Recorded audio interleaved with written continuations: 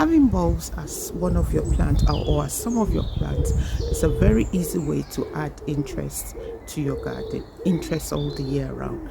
And not only that, they can be effective because there are quite a wide range of them that you can choose from, because they range in different sizes, shape, and they are easy to maintain. So in this video, I'm going to be sharing with you 3 bulbs that I think you need to add to your garden, and so to give you interest at different times. So if you're new to this channel or see me for the first time, my name is Ola, and I have been gardening for close to 5 years now, and so I'm going to be talking from experience, my experience with these 3 bulbs. And so let's just jump right in. So for each of the bulbs, I will be talking about what I consider benefits or the advantages, and also maybe what you can consider the drawbacks. But on the whole, they are all nice and they would give you interest at different times and give you that beautiful garden as you desire. But the very first one, which is probably my favorite, are the hyacinth, and they do come in wide range of colors. I think I have about 6 of them. I've got the pink that you can see here. I also have the blush.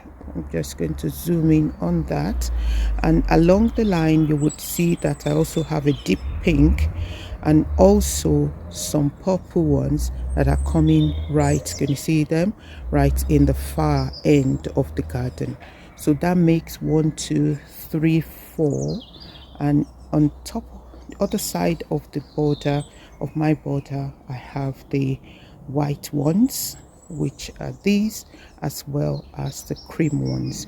Those are not the only colors available. I'm sure there are other colors, but those are just the ones that I chose for my garden. And that wide range of colors make them very versatile, which means that you can use them to, you've got the option of what to choose to use for the theme that you have running in your garden, and that's a good thing about like hyacinth. Most flowers, they give a really nice scent, and so when you're around them, you just know that you don't want to leave the garden because of the scent that they give up.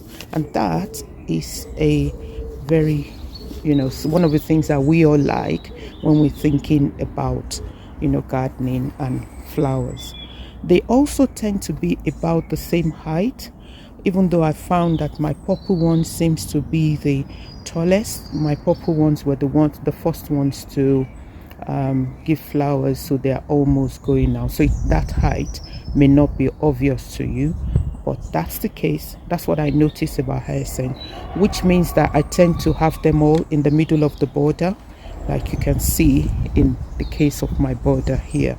And well, depending on what your border looks like, you can adjust to it and use it that way. So this is one of the things I said about bulbs, that you can, or any type of flower anyway that you want, you use them to suit your purpose, which is maybe the location that you want to put them, depending on the height that they will serve you for you to get the maximum benefit of having them in your hyacinths garden. Do last for a very long time, and that is one other huge benefit I think you may want to consider if you're thinking of putting them in your garden. And one huge advantage of them is also that, or one thing that makes them my favorite, is that they're quite impressive. So having just one of it makes a statement when you see it in a location. So that is a win for me for hyacinth. The only thing I would consider a drawback for having hyacinth is that they're so heavy. The head is so heavy that I have taken to staking them. I'm showing you mine now, some of the ones that I've had to use stake. Otherwise, they tend to start flopping very early on, and that would ruin their stem and make them more susceptible to damage, which means that you can't have them for as long as you should. So that's one huge limitation or drawback I would say with regards to having hyacinth. Other than that, it is a win for me for all the other points that I would consider with regards to what bulb to go for. The other bulbs I would like to talk about are daffodils, and they're very common.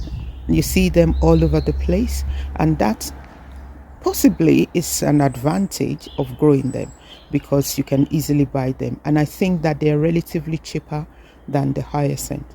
However, when I compare them to hyacinth in terms of the range of colors that we have available, they are usually in yellow, white, maybe orangey color, and that means that they're not as versatile when it comes to matching them to the theme that you may want to use them for in your garden. So I think that is a limitation.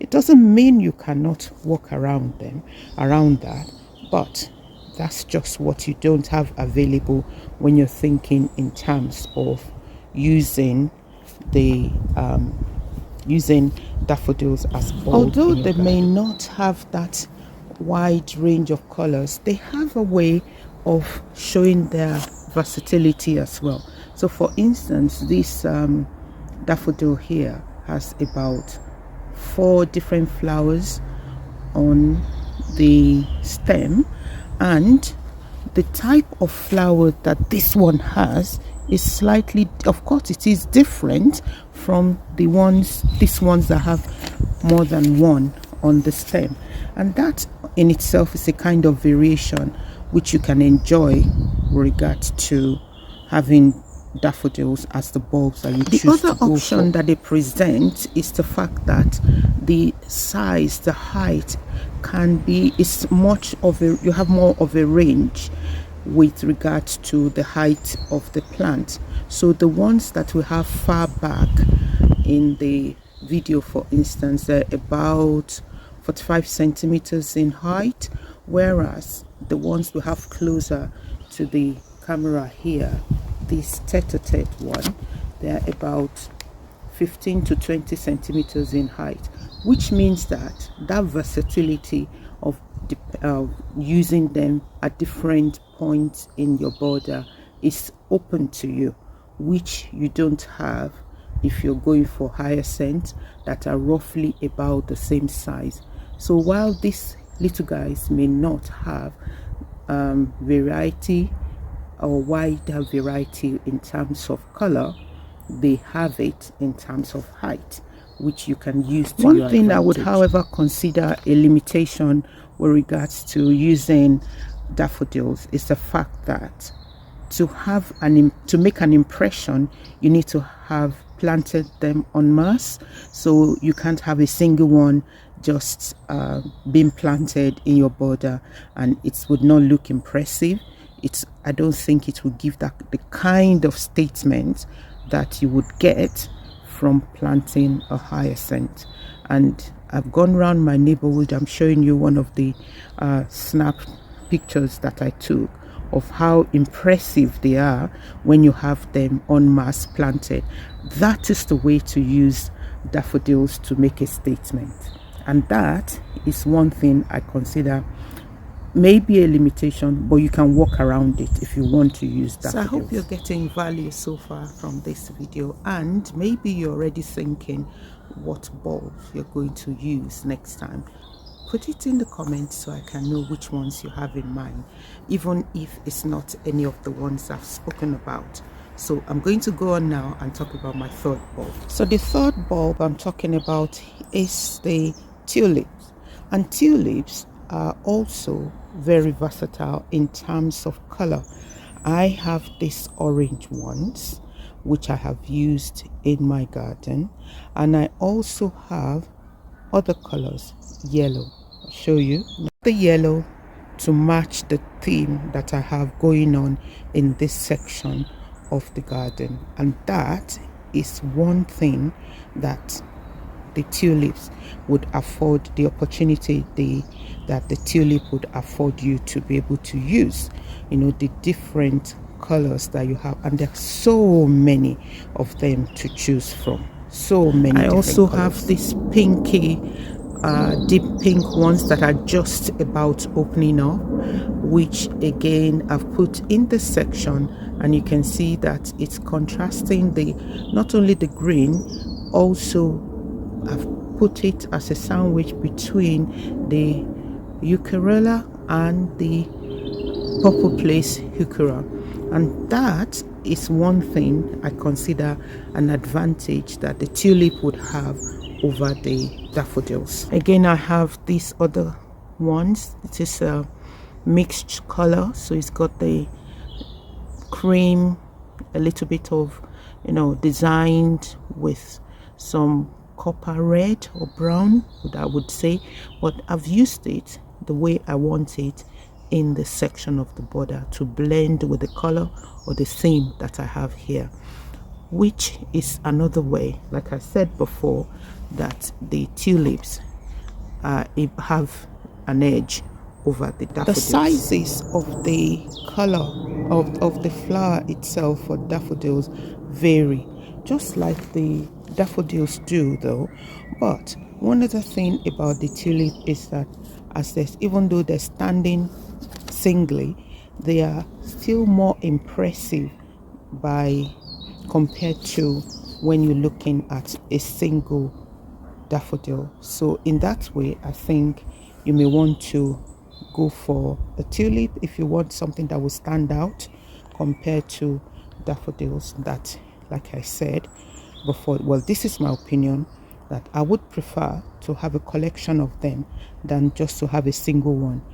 This tulip here is just maybe another one in the midst of this section of the border, but it's making itself known. It's got a statement and it's quite impressive, just like this one as well, in the way it is presented in that region of the border. So that's one advantage that tulips would have, in my opinion, over daffodils. One last or maybe a significant advantage I can say that tulips have is the fact that the range of height they come in is also significantly different. So you can put some in the front of the border, you can put some in the middle, like my orange ones are quite tall. The ones I use in front of the border here are not as tall, and I'll show you, compare them to the other ones that I have. So the tulips I have here are relatively they're not tall ones, which again I've chosen to put in front of the border, compared to hyacinth that it's almost as if the best location for them in my border, or the only location I can put them, is in the middle of the border, because that distinct change or variation in height is not as prominent as I have in the case of the tulip and also of the daffodils that you can see here.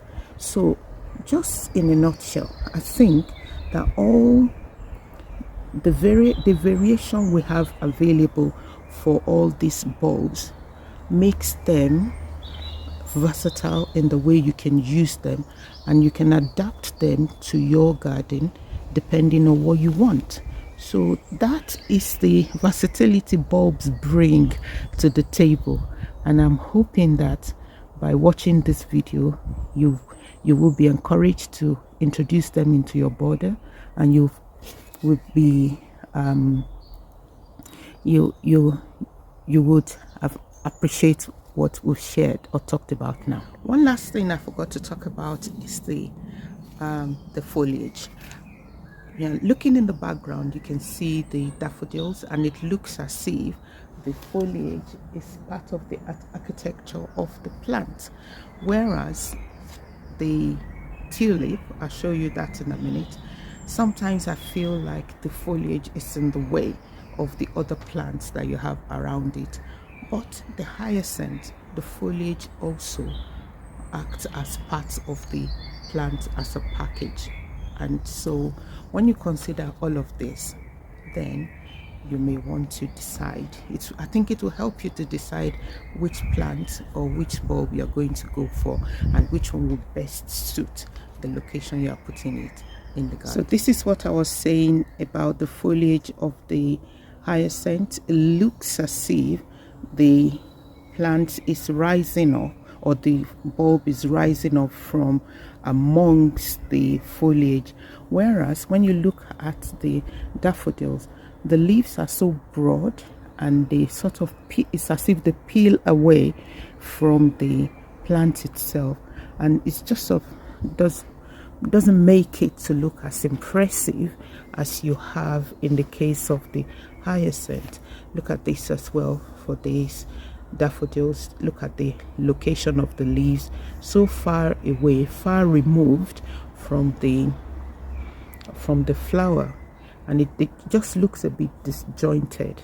That's, I think, is something I always think about, and it makes me feel as if the leaves are in the way, and they're quite broad as well, as if they're in the way of other things that I have in there. I think what I'm describing may be more obvious with the tulips that we have here. You can see how far removed the leaves are from the flower itself, but that in itself may not be a reason for you not to plant tulip in your garden. So thank you for watching, and I hope to see you next time. Please don't forget to like, possibly share, and subscribe to the channel. Also turn on your notification button so you can receive an alert when a new video is being released. So thank you for watching, and bye.